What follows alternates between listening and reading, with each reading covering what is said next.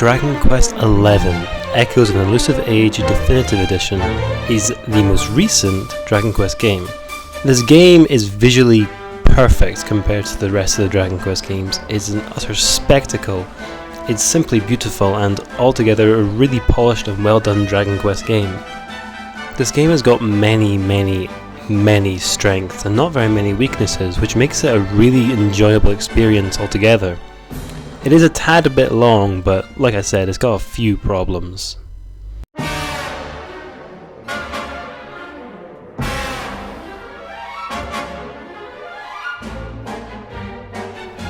The gameplay of this game differs from the rest of the Dragon Quest games in the series. Dragon Quests 1 through 9 have you all enter commands straight before a battle sequence. So you choose the 4 commands kind of back to back. Where in this one you play it by ear, more like Blue Dragon, where it's just a character's turn, they do their move instantly. A new addition to the Dragon Quest series is the fun-sized forge in this. It's a way to make equipment out of items and materials you find throughout the world. Honestly, it's really good. I actually really enjoy making the fun-sized forge. You can get good bonuses and pluses if you create a thing well, and I actually find it a lot of fun to make as much equipment as I can. And finding the recipe books and all that sort of stuff too is just a lot of fun. Like in previous Dragon Quest games, characters level up and learn new spells. However though, in this game you can also use a skill tree. Each character has a unique section on the skill tree, which can teach them different spells related to their character, or different abilities, different bonuses, different boosts, and even unlock new pet powers. The pep ability randomly occurs during battle. It basically means there's a few turns where a character's abilities are heightened, and they deal more damage, or have better resilience, better magical might, better magical mending, or can have a better critical chance. And along with that, they can even learn cool pet powers, which basically either does a bunch of damage, or gives you a bunch of status boosts, or gives the enemies a bunch of status ailments.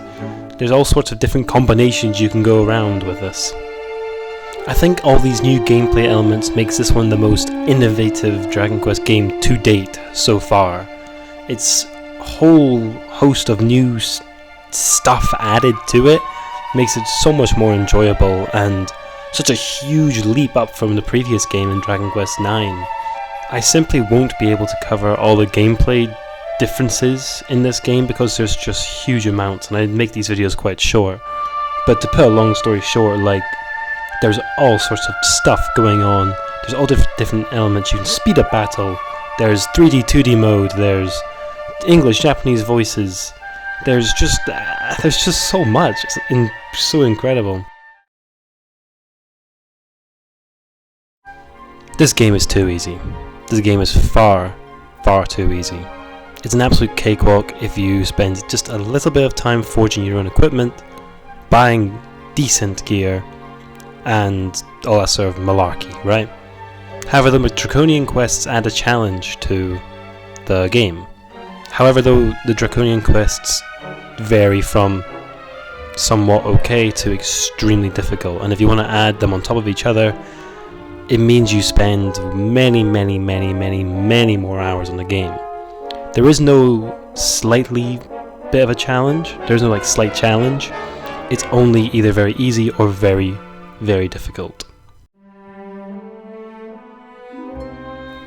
This hurts to say, but the soundtrack is not very good. To be clear, the original soundtrack is not very good. The overall soundtrack is really nice, however it pulls in basically all of the other songs from other Dragon Quest games, which makes the original soundtrack feel very bad, because you have this amazing entourage of songs throughout the decades that have been remade into a symphonic way, but then its original ones, the ones you hear most of the time, are just not as good as the older one. This is a shame because this is Koichi Sugiyama's last ever Dragon Quest soundtrack, and it's just clear to see that his heart wasn't in it as well as it has been in other Dragon Quest games. It's a real shame. I did a rough count, and of the around 80 songs on the soundtrack, only 33 are new songs. The characters are really good in this game. All characters feel really unique and really lovable. There's not a single character that I don't like.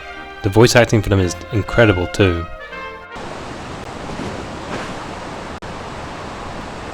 The name's Eric, by the way. Accursed luminary! I know not what your intent was in coming here alone, but whatever your wicked scheme, know that it shall not succeed! I'll never be the Lord of Shadow's right-hand man if I can't even beat the likes of you lot. Ugh. All my dreams shattered. We of Arborea swear to protect you. While we live, none shall defeat you. There are those who would accuse you of bringing disaster on our world. Please, you must rest assured that they are wrong. There you are. And in one piece too. Just about. No thanks to Hendrik and his... Hey! You again. What do you want this time? Hey! Ta-da! Every character's voice acting is beautiful, and it really amplifies them. It really amplifies bringing them to life. It's completely perfect. Each character is given their own character arc, their own stories, their own motivations, and it all leads to this big, huge conclusion when they fight the big bad evil at the end of the game. All the character tropes are there. You get like the creepy old man, the sidekick, the twin sisters. The story is split into 3 acts. Act 1 is kind of like the first 20 to 25 hours of the game. Act 2 is roughly about 20 hours too. 20 to 25 hours. And Act 3 is a lot longer. You can take upwards of 40-50 hours, but that's because that's when most of your post-game stuff comes into play there. Now, I'm not going to spoil the story, because the story is absolutely perfect. It's amazing. However, though, there are some smaller side stories that are dull, take a long time to do, and are just a bit annoying overall. There are some that are great and so much fun, but you have to play through all of it, of course. And to get to the really cool stuff, sometimes you have to go through some really annoying and dull moments in the game, which can be a bit of a drag.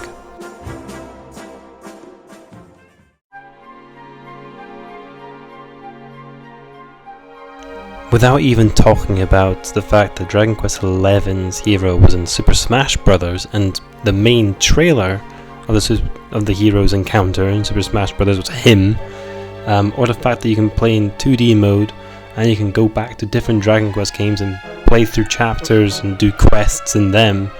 This game is clearly incredible, which is, I think, very fairly why I'm placing it in the top spot. Like, in my eyes, there is no other place this could have been. This game is incredible. It's a little bit too long, and the original soundtrack's a bit too naff, but that still doesn't take away from the fact that this is an incredible piece of game. And well, at the minute, it's just so much better than Dragon Quest IV and Dragon Quest VII, like miles ahead of the rest.